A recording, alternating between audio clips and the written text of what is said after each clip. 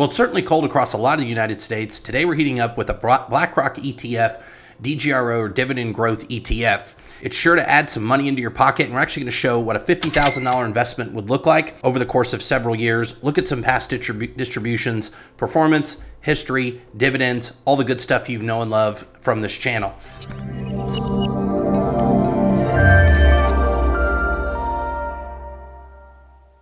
Let's jump right in. So DGRO or Dividend Growth ETF from BlackRock Investments is the investment objective, of course, is to make money, of course, but it's also to track the investment results of an index composed of U.S. equities with a history of consistently growing dividends. What does that mean? It basically means that we're going to buy we're going to buy performing companies that are blue chip, typically, so the best of the best. They have a consistent history of dividend increases and dividend reinvestment, but we're also going to look for growth in those names, not just dividends. I know it's a lot, one packet. Why DGRO? And this is straight from their website. It offers a low cost exposure to U.S. stocks focused on dividend growth. That's number one. That's a very big one because we always want to watch our expenses. We want to watch where we're putting our money. We want to watch how much we're paying people to manage our money, if at all. And we want to see what the cost benefit analysis of that is when we actually do hand over our money and pay an expense. You can access companies that have a share of sustained dividend growth. We just talked about that. And you can use it at the core of your portfolio. I'll be honest, I don't own DGRO. I've thought about it. I think we're going to go over this in a little bit of what that looks like when we compare DGRO to SCHD, which I've talked about several times on this channel. I'll make sure to link those up here in case you're interested. And by the way, I'll have everything that I'm going over today, all the graphs, the charts, the links, all down in the description below, so you don't have to worry. If I go down here, we'll look at performance. Actually, we're going to jump right in and look at some of the key facts we just talked about. They have a 0.08 expense ratio, which I've just mentioned. They are benchmarking, their index is the U.S. Dividend Growth ETF. They have been around for almost 10 years. So this year will be 10 years where SCHD was in the genesis of it was back in 2011. They do have a pretty good price to book ratio, 420 holdings. So let's actually jump into a real quick graph here that shows the DGRO ETF performance over time. I'm actually going to get the pen out here. We're going to look at this. So over time, we see up and to the right. And it's just been basically straight up. Now, there's a couple of things to note here. One, you'll see right here, this was COVID. Two, this is when they started printing money even more than they did before. So we had a presidential change about here. Things continue to go up. They started to go back down, and I foresee them continuing to go back up. So, not to worry. I think, obviously through this section right here, so say 2014 to 2020, we printed a lot of money. We had a pretty good economy from 2014 to 2020. Obviously, COVID happened. We've had wars, etc. I think those are things that you're going to have with any stock or with ETF on a U.S. market. So I wouldn't let that scare you away. So here's some net asset value performance over time. These are some charts that I specifically put together. So if you're interested in them, again, I'll have them linked down below. First here though, net asset value over time, much like the share price up and to the right. You will see a ding here when we talk about COVID. Net asset value declined as we went into COVID and out of it, as we printed more money. Here it went up, and then as we've decelerated the economy, we went into a recession, which is I think where we're at today. That's where you're going to see that. We'll hop back into that in just a moment. Now, if we look over here, we look at DGRO. This is from Morningstar. I want to actually look and see what are the companies that are invested in this and what does it look like. So let's go down to this. Okay, so the top 10 holdings are Microsoft, JP Morgan, Johnson & Johnson, Broadcom, etc. You can read those, and a portfolio weight. Now, unlike SCHD, which may be a little bit too tech focused, I really like DGRO because the top 10 holdings are a mix of things. We got tech, we got finance, consumer durables, telecom, pharmaceuticals, energy, tech, energy, consumer staples, and consumer durables. So I really like the portfolio mix here. And again, the strategy is just to seek the investment results of the Morningstar U.S. Dividend Growth Index. It's very simple. Most of these almost everything's publicly traded, and you've got a good blend here of what it looks like. Now, if we compare this to what the index does, DGRO, so over the last, I think this is 10, let's look at that actually, let's pull up the chart here. I think it was over the last 10 years. We're actually going to take it back to inception, back in 2014 and see what that looks like. So let's look and see what, I need to change the year. Let's see, let's go back to 2014 and we'll just do January 1st. So this is what the performance looks like on another graph that I showed you. Let's look at SPY. Let's look at what that looks like. Let's actually do, we'll just do the actually, let's look at the Dow. Let's just look at the Dow. There we go. See what the Dow looks like compared to its, okay.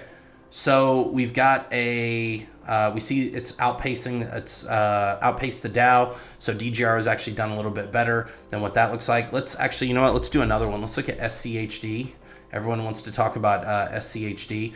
Let's look and see. So we don't have quite the track record with SC or with DGRO that we do with SCHD, but they do trail, or they do, they're almost in lockstep. DGRO has done just a little bit better there. So not, you know, not to worry if you're invested in one, don't worry about the other. And then I like to head over here to Seeking Alpha, and it actually breaks down a little bit better of what the holdings look like. So again, we've got Microsoft, we've got JP Morgan, but actually let's look at the expenses. That's always a big deal. And I do want to make it very clear, they pay a quarterly dividend. So if you're looking for monthly dividends, this is not your ETF. There are others that I've talked about. I'll make sure to link those down in the description, but this is not a monthly dividend. So stay away if you're looking for that. Now, if you look at the expense ratio here, we've got 0.08 or almost 10 basis points. So, you know, not too high. SCHD is a little bit low. Let's look at their dividend history.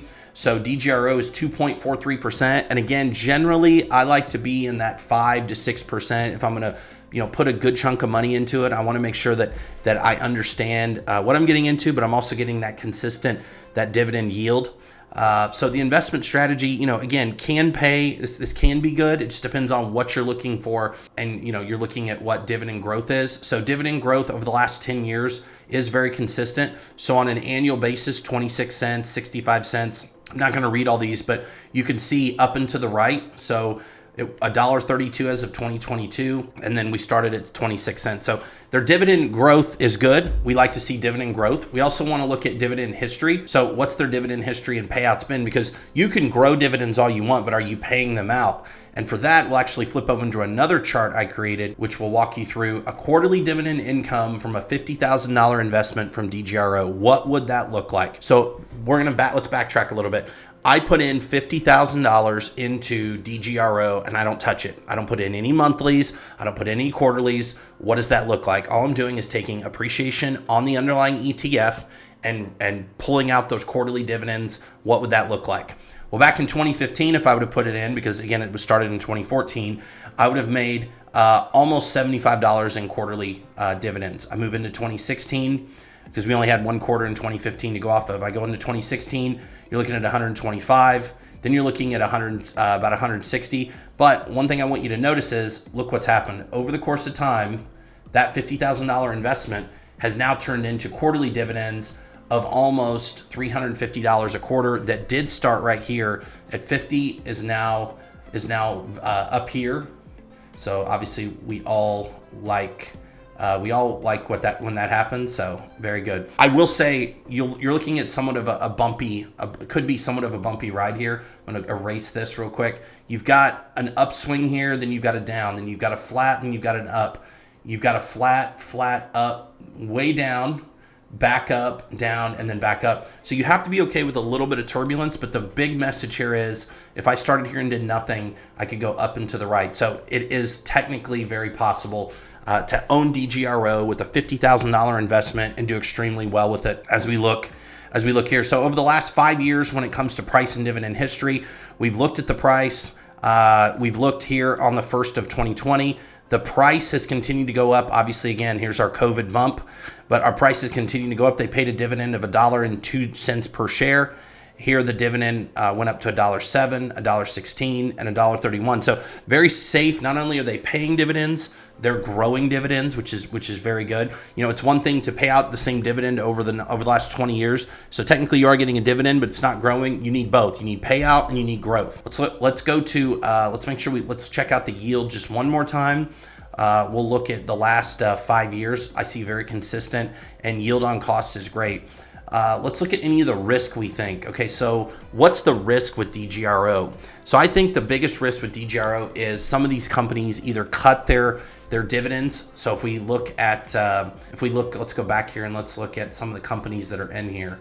Let's go into holdings. Here we go. So I think, for instance, I don't see Microsoft cutting a dividend, but these top 10 make up a good chunk of the portfolio. So if an Exxon, a Chevron, or an Apple, if they don't grow their dividends, that's where I think there's some risk. Also, I think the other one is it just overall has a lower dividend yield than some of the other ones do, like SCHD, and the expense ratio is just a little bit higher. So again, those are some of the risks. You also need to be a long-term holder in something like this. If this is something you're trying to buy and hold for a day or two or a week or a month or even a year, you're not going to reap the benefits of it. You're better off just buying an ETF, a broad-based ETF that's not so focused on dividends. Because if you're, depending on your age, I think if you're under 40, you don't need to really worry about dividends. You need to buy long-term, stable companies that have consistent growth, great price to earnings ratios with great net asset values that you can predict. I think once you get to 40, 45, you can roll some more dividends into your portfolio and be more concerned with that. But if you're younger, I think below 40, don't even worry about this. This ETF's not for you. I think you're better off going for growth than just going for pure dividend growth here. Okay, so I know somebody's going to comment down below and say, okay, you've talked about SCHD. I'm going to just compare it for just a minute. I've talked about it before, and I really think DGRO, biggest competitor is probably SCHD. Real quick here, I'll make sure to link this down, is, one's issued by Schwab, one's issued by BlackRock. Really, the expense ratio is the biggest one, and assets under management. So SCHD's got a longer track record, it's got a lower expense ratio, and it's got more assets under management. So it really just depends on what you want here. DGRO has outperformed over the last year. Doesn't mean it's outperformed throughout. So over the last 5 years, SCHD's performed a little bit better than what DGRO is, but we barely have 10 years of what DGRO looks like. Number of holdings is a little bit different. The spread is almost the same. And some of the holdings, you've got almost the same exact holdings. Texas Instruments here, Home Depot here, but you've got Broadcom here, and you've got, I believe, Broadcom's right there. So, there's a ton of similarities. I don't think you'll go wrong buying either one of them, but, it's just something to be aware of. All right, so final conclusion, what do I think? Do I think DGRO is a buy? I think it definitely could be. I think I'm going to look at putting some of it into my portfolio for this year. I think you need to be careful of three things. One, the expense ratio. Two, the smaller dividend yield than some of its competitors like SCHD. And three, the track record that it may not have compared to some of the other dividend ETFs that I've talked about. So with that being said, let me know, comment down below if you're investing in DGRO. Have you looked at it? What do you like? What don't you like? And as always, don't forget to design your financial freedom. Take care. Bye-bye.